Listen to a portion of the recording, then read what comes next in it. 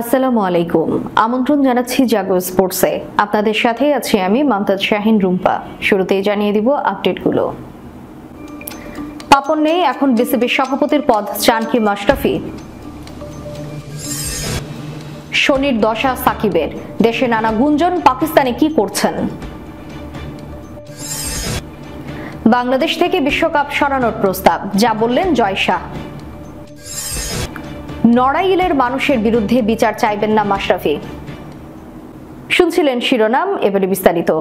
পাপন নেই, এখন বিসিবির সভাপতির পদ চান কি মাশরাফি? একটা সময় ছিল যখন মাশরাফি বলতে পাগল ছিল সবাই। তার নামে গোটা গ্যালারি ফাটিয়ে দিত ভক্ত সমর্থকরা।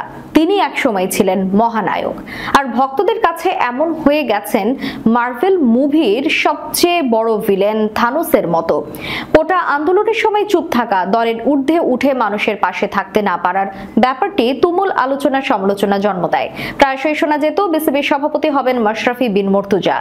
বর্তমান বিসিবি প্রধান নাজমুল হাসান পাপন দেশের যুব ও ক্রীড়া মন্ত্রণালয়ের দায়িত্ব গ্রহণের পর যে গুঞ্জন আরো জোরালো হয়েছিল, তবে সেই সবই এখন অতীত। গত কয়েকদিনের প্রেক্ষাপটে মাশরাফি বুঝে গেছেন রাজনীতির নির্মম বাস্তবতা, তাই বিসিবি বোর্ড প্রধানের চেয়ারে বসার কথা আর ভাবেন না তিনি। সেই সঙ্গে মাশরাফি জানিয়েছেন তিনি এখন আর এই পদ ডিজার্ভ করে না। গত 5ই আগস্ট প্রধানমন্ত্রী শেখ হাসিনার দেশ ছাড়ার পর সংসদ সদস্য পদ হারিয়েছেন মাশরাফি। বিক্ষুব্ধ জনতা তার বাড়িতে আগুন দিয়েছে। মাশরাফি নিজেও রয়েছেন আত্মগোপনে। এই অবস্থায় বুধবার একটি গণমাধ্যমের সঙ্গে কথা বলেছেন মাশরাফি, যেখানে জানতে চাওয়া হয়েছিল বিসিবিতে তার কাজ করার সম্ভাবনা নিয়ে।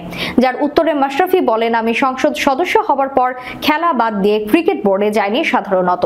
নিজের কথা আসলে ভাবিনি। যে জায়গায় আমি ছিলাম, হয়তো ওপরের মহলে গিয়ে বলতে পারতাম যে ক্রিকেটে এই কাজটা করতে চাই বা ওই দায়িত্ব নিতে চাই, কিন্তু নিজের কথা বলতে চাইনি কখনোই। মাশরাফি আরো বলেন, যখন বলার সুযোগ ছিল তখনই বলিনি। এখন যে পরিস্থিতি, আমার কাছে মনে হয় ক্রিকেট বোর্ডে থাকা বা এরকম কোনো দায়িত্ব আমার প্রাপ্য নয়। আমি দাবিও করতে পারি না। যখন রাজনীতিতে ছিলাম ক্রিকেট বোর্ডে থাকার চেষ্টা করিনি। এখন রাজনীতিতে নেই, এখন যদি বোর্ডে থাকার চেষ্টা করি বা থাকতে চাই তাহলে কেমন হয়ে যায় না? বর্তমান প্রেক্ষাপটে বিসিবিতে কাজ করা তিনি ডিজার্ভ করেন না বলেও জানিয়ে দিয়েছেন সাবেক এই অধিনায়ক। তবে ক্রিকেটের যে কোনো প্রয়োজনে সাহায্য করতে তিনি প্রস্তুত বলেও জানিয়েছেন মাশরাফি। তিনি বলেন, যদি ছোট কোনো প্ল্যাটফর্মে সুযোগ আসে সেই জায়গা থেকে চেষ্টা করতে পারি, কিন্তু বড় পরিসরে বা বোর্ডে গিয়ে বলবো এখন কাজ করতে চাই ক্রিকেট নিয়ে, এটা অনেকটা সুযোগ সন্ধানী ব্যাপার হয়ে যাবে। এই জায়গা থেকে আমার মনে হয় এটা আমার প্রাপ্য নয়। হ্যাঁ, ক্রিকেট আমার রক্তে আছে, কেউ কখনো সহায়তা চাইলে অবশ্যই পাশে থাকবো, কিন্তু বোর্ডে থাকার সম্ভাবনা বা বাস্তবতা এই মুহূর্তে আমার নেই, ডিজার্ভও করি না। শনির দশা যেন কাটছেই না সাকিবের। ছাত্রদের আন্দোলন নিয়ে নীরব থাকায় আগে থেকে সমালোচনার মুখে পড়েছিলেন সাকিব আল হাসান। গণ অভ্যুত্থানের মুখে আওয়ামী লীগ সরকারের পতনের পর সংসদ বিলুপ্ত হয়ে গেছে, আর তাতে জনপ্রতিনিধি হিসেবে নির্বাচিত হবার মাত্র কয়েক মাসের মাথায় সংসদ সদস্যের পদটাও খোয়া গেছে সাকিবের। ভক্তদের সমালোচনার বান, দলের পতন ভুলে ক্রিকেটে ফেরার অপেক্ষায় টাইগার এই অলরাউন্ডার। এরই মধ্যে গতকাল রাতে অন্য কারণে আলোচনায় উঠে আসেন সাকিব। মুহূর্তেই সামাজিক যোগাযোগ মাধ্যমে ছড়িয়ে পড়ে কয়েকটি ভিডিও ক্লিপ এবং ছবি, যেখানে তার সঙ্গে দেখা গেছে সাবেক অর্থমন্ত্রী আ.হ.ম মোস্তফা কামালের কন্যা এবং বিপিএল এর দল কুমিল্লা ভিক্টোরিয়ান্সের মালিক নাফিসা কামালকে। সাকিবের এমন ভিডিও ক্লিপ স্বাভাবিকভাবেই নজর এড়ায়নি দেশের ক্রিকেট ভক্তদের। রাতভর চলছে নানা আলোচনা সমালোচনা, সঙ্গে স্ত্রী উম্মে শিশিরের সঙ্গে বিবাহ বিচ্ছেদের গুঞ্জনও চাউর হয়। সেই সংখ্যা অবশ্য বেড়েছে শিশিরের কারণে। সাকিবের সঙ্গে অনেক ছবি আচমকা সরিয়ে দেন তিনি। অবস্থা এত বেগতিক হয় যে শেষ পর্যন্ত পোস্ট করে স্বামীর পাশে দাঁড়ান সাকিব পত্নী। সোশ্যাল মিডিয়া যখন এমন ঝড়, সাকিব তখন পাকিস্তানে। আসন্ন টেস্ট সিরিজ সামনে রেখে দলের সঙ্গে শেষ মুহূর্তের অনুশীলনে ব্যস্ত সময় কাটাচ্ছেন। গতকাল ব্যাটিং অনুশীলন দেখা গিয়েছিল, আজ বল হাতে দেখা গেল সিরিয়াস সাকিবকে। স্পিন বোলিং কোচ মুশতাক আহমেদের সঙ্গে পরামর্শ করতে দেখা গেছে তাকে। শেখ হাসিনার সরকারের পতনের পর আত্মগোপনে চলে গেছেন ক্রীড়া মন্ত্রী এবং বাংলাদেশ ক্রিকেট বোর্ডের সভাপতি নাজমুল হাসান পাপন। এদিকে অন্তর্বর্তীকালীন সরকারের যুব ও ক্রীড়া মন্ত্রণালয়ের উপদেষ্টা হিসেবে আসিফ মাহমুদ সজীব ভুঁইয়াকে দায়িত্ব দেওয়া হলেও আইসিসির বিধি বিধানের কারণে নতুন বিসিবি প্রধান নিয়োগ করা সম্ভব হয়নি, যে কারণে দেশের ক্রিকেট আঙ্গন এখন অভিভাবক শূন্য। এছাড়া বৈষম্য বিরোধী ছাত্র আন্দোলনের মুখে সরকার পতন হলেও এখনো রাজনৈতিক স্থিতিশীলতা ফেরেনি দেশে। এমতাবস্থায় আগামী ৩রা অক্টোবর থেকে শুরু হতে যাওয়া নারী টি-20 বিশ্বকাপের আয়োজন বাংলাদেশে হবে কিনা সেটি নিয়ে প্রশ্ন উঠেছে। চলমান অস্থিরতার কারণে নিরাপত্তার স্বার্থে বাংলাদেশ থেকে বিশ্বকাপ সরিয়ে 3 দেশ ভারত, শ্রীলঙ্কা ও আরব আমিরাতে নেওয়ার প্রস্তাব করতে পারে আইসিসি, এমন প্রতিবেদন প্রকাশ করেছিল ক্রিকেট বিষয়ক ওয়েবসাইট ক্রিকইনফো। অবশেষে নিশ্চিত হওয়া গেছে ভারতকে বিশ্বকাপ আয়োজনের প্রস্তাব দিয়েছে আইসিসি। ভারতীয় ক্রিকেট নিয়ন্ত্রক সংস্থার সেক্রেটারি জয় শাহের বক্তব্যে তা স্পষ্ট হয়েছে। তবে আইসিসির প্রস্তাব নাকচ করে দিয়েছে বিসিসিআই। বাংলাদেশ থেকে সরিয়ে নিজেদের দেশে বিশ্বকাপ আয়োজন করবেন না বলে জানিয়েছেন জয় শাহ। জয় শাহ বলেন, আমরা রিয়াল মাদ্রিদে আছি, আমাদের কোনো সীমা নেই, আমারও কোনো সীমা নেই। বিসিসিআই এর কাছে তারা প্রস্তাব দিয়েছিল যদি ভারত বিশ্বকাপের আয়োজন করতে পারে, তবে আমি সরাসরি না করে দিয়েছি। আমরা তখনও মৌসুমে থাকতে পারি।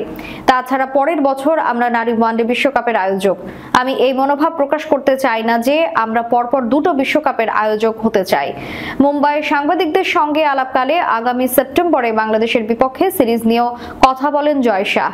এই সিরিজটি ভারতের জন্য গুরুত্বপূর্ণ উল্লেখ করে তিনি বলেন, আমরা তাদের সঙ্গে কথা বলিনি। সেখানে একটি নতুন সরকার দায়িত্ব নিয়েছে, তারা হয়তো আমাদের সঙ্গে যোগাযোগ করতে পারে, না হলে আমি তাদের সঙ্গে যোগাযোগ করব। বাংলাদেশ সিরিজ আমাদের কাছে খুবই গুরুত্বপূর্ণ। এদিকে বাংলাদেশের রাজনীতিতে চলছে অনিশ্চয়তা। চলমান সংকটে যেন ভালোভাবে বাংলাদেশ নারী বিশ্বকাপের আয়োজন করতে পারে সেজন্য সেনাপ্রধান ওয়াকারুজ্জামানের কাছে চিঠিও দিয়েছিল ক্রিকেট বোর্ড। পরিস্থিতি সূক্ষ্মভাবে পর্যবেক্ষণ করছে আইসিসিও। বিকল্প হিসেবে বাকি আরো 2 দেশ শ্রীলঙ্কা এবং আরব আমিরাতকে নিয়ে ভাবছে সংস্থাটি। গত 5 আগস্ট ছাত্র জনতার গণ অভ্যুত্থানের মুখে পদত্যাগ করে দেশ ছেড়ে পালিয়ে যান সাবেক প্রধানমন্ত্রী শেখ হাসিনা। সরকার পতনের পরই হামলা হয় অনেক এমপি মন্ত্রীদের বাড়িতে, যেখান থেকে রেহাই পায়নি নড়াইল 2 সংসদ সদস্য ও জাতীয় ক্রিকেট দলের সাবেক অধিনায়ক মাশরাফি বিন মর্তুজাও। তার নড়াইলের বাড়িতে ভাঙচুর ও আগুন দেয় বিক্ষুব্ধ জনতা। তবে এমন কিছুর জন্য বিচার চাইবেন না বলে জানিয়েছেন জাতীয় দলের সাবেক এই অধিনায়ক। বুধবার দেশের এক গণমাধ্যমকে দেওয়া সাক্ষাৎকারে নড়াইলের বাড়ি প্রসঙ্গে মাশরাফি বলেন, নড়াইলের বাড়িটা করেছিলাম মায়ের জন্য, এখন শেষ। অনেকেই বলছেন মামলা করতে, ব্যবস্থা নিতে। ছবি ভিডিও সবই আছে অনেকের কাছে, তবে আমি বলেছি এসব করব না। আমার বাবাকেও বলে দিয়েছি, এখনকার সরকার বা ভবিষ্যতে নির্বাচন করেও যে সরকার আসুক, কারো কাছেই বিচার চাইব না। কোনো অভিযোগ নেই, নিজ এলাকার মানুষের বিপক্ষে বিচার চান না উল্লেখ করে তিনি আরো বলেন, খুলনা, যশোর থেকে বা ঢাকা থেকে গিয়ে কেউ এই বাড়ি ভাঙেনি। নড়াইলের কোনো না কোনো জায়গা থেকে উঠে আসা মানুষই পুড়িয়েছে। নড়াইলের মানুষের বিরুদ্ধে বিচার আমি চাইব না। নিজের ভাগ্য মেনে নিয়েছি, হয়তো কোনো ভুল করেছি, সেটার ফল পেয়েছি। কষ্ট আছে অবশ্যই, তবে রাগ ক্ষোভ নেই কারো প্রতি। আমার প্রতি এখনো কারো ক্ষোভ থাকলে আমি ক্ষমা প্রার্থী। কোটা সংস্কার আন্দোলনের সময় নীরব ছিলেন মাশরাফি, যা নিয়ে হয় বেশ সমালোচনা। সেজন্য বেশ অনুতপ্ত সাবেক এই টাইগার অধিনায়ক। মাশরাফি বলেন, দেশের একটা ক্রাইসিস মুহূর্তে পাশে থাকতে পারিনি, কিছু করতে পারিনি।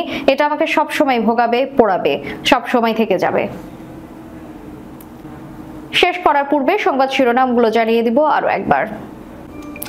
পাপন নেই, এখন বিসিবির সভাপতির পদ চান কি মাশরাফি?